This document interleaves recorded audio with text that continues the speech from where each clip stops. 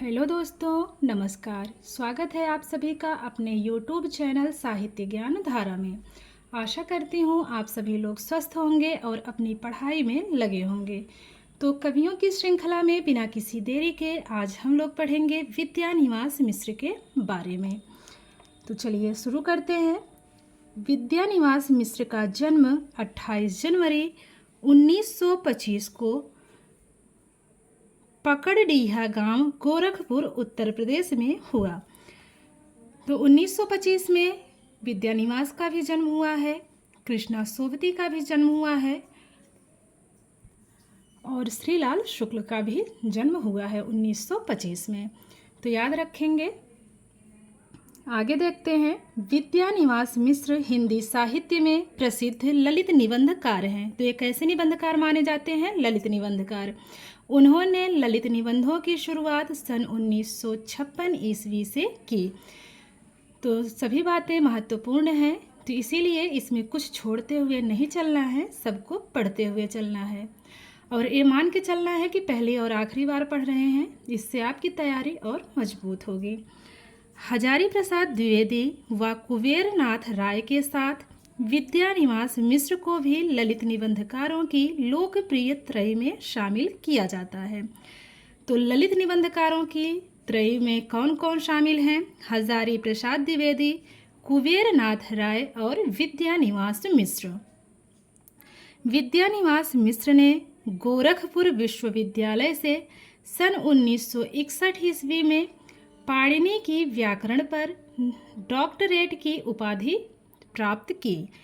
विद्यानिवास मिश्र America के Berkeley विश्वविद्यालय में भी शोध कार्य किया था और सन 1967 से लेकर 1968 ईस्वी में वाशिंगटन विश्वविद्यालय में अध्येता रहे। तो वाशिंगटन विश्वविद्यालय में अध्येता कब से कब तक रहे? 1967 से लेकर 68 तक। विद्यानिवास मिश्र को भारत सरकार द्वारा सन 1999 ईस्वी में साहित्यिक सेवा के लिए पद्म भूषण व बाद में पद्मश्री पुरस्कार दिया गया। विद्यानिवास मिश्र को राज्यसभा के लिए सदस्य भी चुना गया था। भ्रमरानंद का पचड़ा विद्यानिवास मिश्र का प्रसिद्ध कहानी संग्रह है। तो इनका प्रसिद्ध कहानी संग्रह कौन सा माना जाता है? भ्रमरानंद का पचड़ा।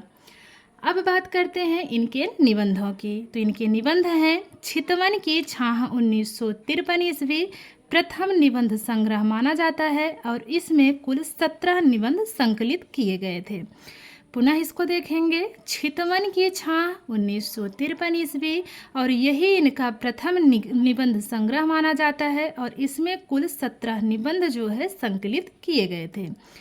आगे है तुम चंदन हम पानी 1957 ईस्वी, मैंने सिल पहुँचाई 1966 ईस्वी, वसंत आ गया पर कोई उत्कंठा नहीं 1972 ईस्वी, मेरे राम का मुकुट भीग रहा है 1974 ईस्वी, कंटीले तारों के आर पार 1976 ईस्वी, भ्रमरानंद के पत्र 1981 ईस्वी, तमाल के झरोखों से 1981 ईस्वी, गांव का मन 1985 ईस्वी, फागुन दुईरे दिना 1991 ईस्वी, शिरीष की याद आई 1995 ईस्वी, रथ यात्रा 2002 ईस्वी, गांधी का करुण रस 2002 ईस्वी, कितने मोर्चे 2007 ईस्वी।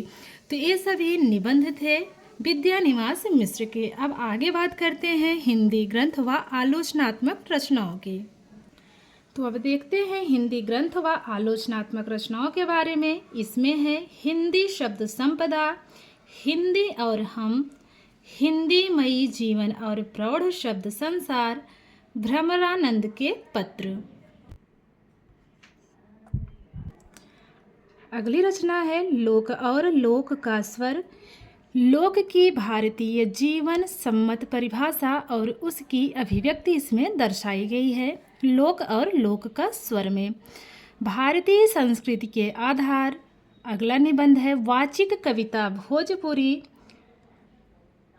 राधा माधव रंग रंगे, इसमें गीत गोविंद की सरस व्याख्या की गई है। किसमें? राधा माधव रंग रंगे में गीत गोविंद की सरस व्याख्या की गई है। अगली रचना है रहीमन पानी राखिए। यह जल पर आधारित निबंध माना जाता है। वाचिक कविता अवधि, इसमें अवधि कविताओं का संकलन किया गया है। अगली रचना है सपने कहाँ गए, इसमें स्वाधीनता संग्राम पर आधारित बातें की गई हैं। साहित्य के सरोकार, हिंदी साहित्य का पुनरावलोकन।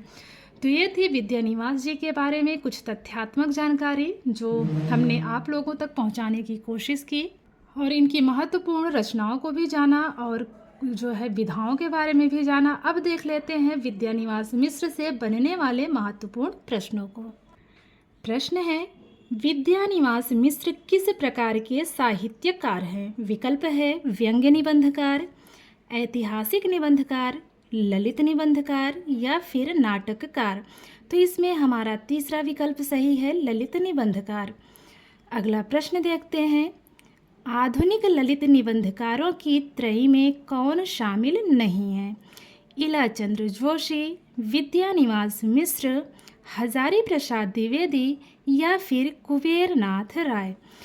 तो जो है निबंधकारों की त्रयी में जो शामिल नहीं है वो हैं इलाचंद्र जोशी। हमारा पहला विकल्प सही है।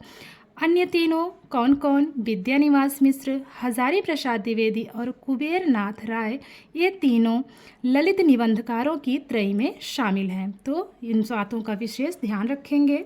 देखते हैं अगला प्रश्न, विद्यानिवास मिश्र ने ललित निबंधों की शुरुआत कब की?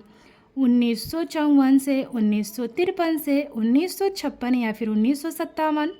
तो 1956 ईस्वी हमारा तीसरा विकल्प इसमें सही है। अगला प्रश्न है, विद्यानिवास मिश्र ने डीलिट की उपाधि किस विश्वविद्यालय से प्राप्त की? दिल्ली से, कलकत्ता से, गोरखपुर से या फिर जबलपुर से? तो गोरखपुर से। विद्यानिवास मिश्र का जन्म कहाँ हुआ?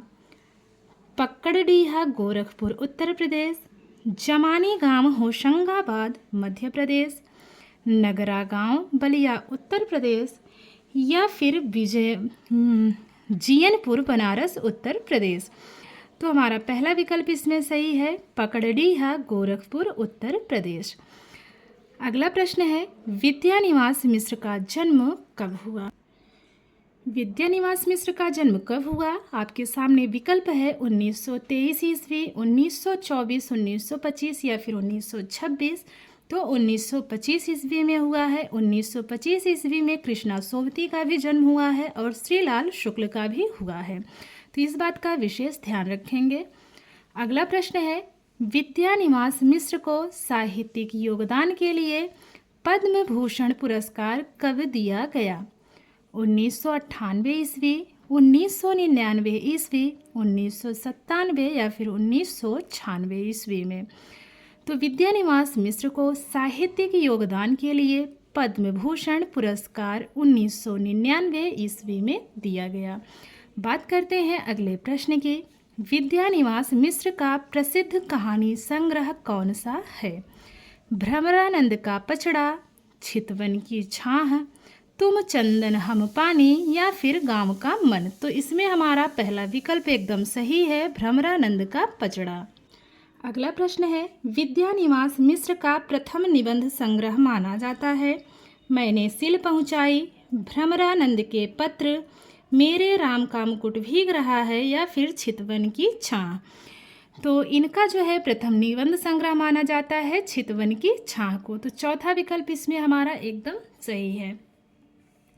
अगला प्रश्न है, चितवन की छाह निबंध कब प्रकाशित हुआ? आपके सामने विकल्प है 1954 ईस्वी, 1953, 1956 या फिर 1957।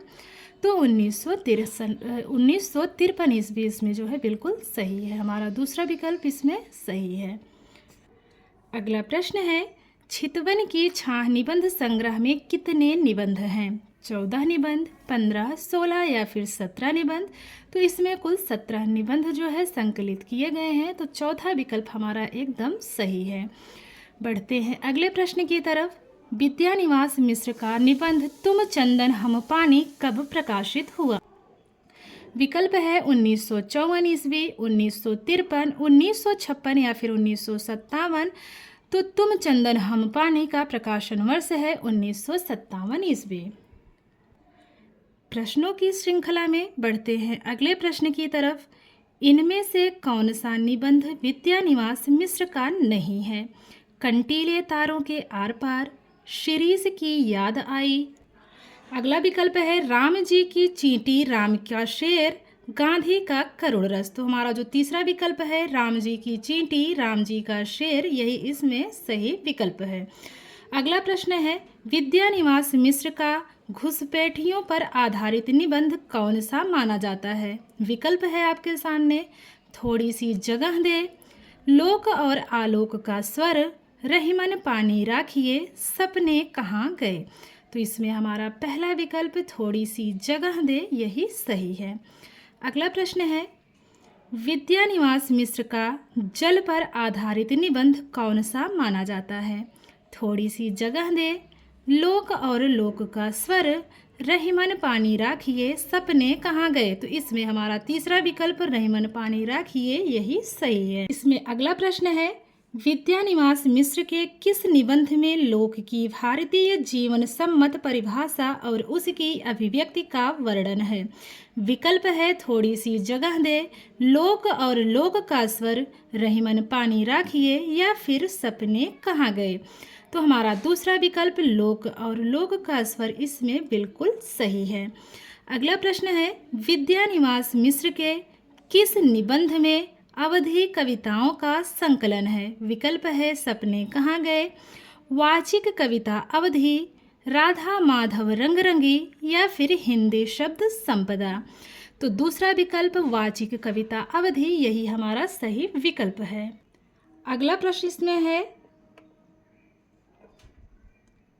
विद्यानिवास मिश्र के इस निबंध में गीत गोविंद की सरस व्याख्या है। विकल्प है आपके सामने सपने कहाँ गए, वाचिक कविता अवधि, राधा माधव रंगरंगी, या फिर हिंदी शब्द संपदा। तो तीसरा विकल्प राधा माधव रंगरंगी, यही हमारा सही विकल्प है। इसमें गीत गोविंद की सरस व्याख्या की गई है। अगला प्रश्न है विद्यानिवास मिश्र का स्वाधीनता संग्राम पर आधारित निबंध माना जाता है? सपने कहाँ गए, वाचिक कविता अवधि, राधा माधव रंगरंगी, या फिर हिंदी शब्द संपदा। तो जो स्वाधीनता संग्राम पर आधारित निबंध है वो है सपने कहाँ गए। अगला प्रश्न है हिंदीमय जीवन और प्रौढ़ शब्द संसार रचना किसकी है? धर्मवीर भारती की, रघुवीर सहाय की, नामवर सिंह की, या फिर विद्यानिवास मिश्र की।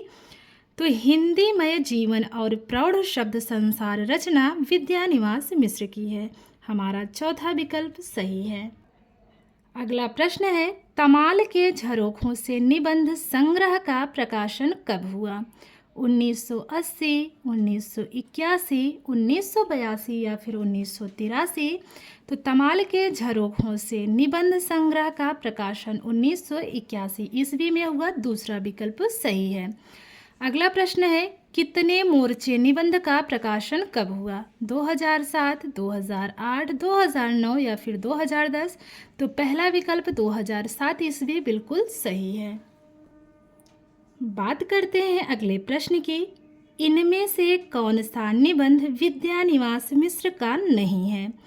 फागुन दुईरे दिना, साहित्य के सरोकार, सर्जना पथ के सहयात्री, वसंत आ गया पर कोई उत्कंठा नहीं।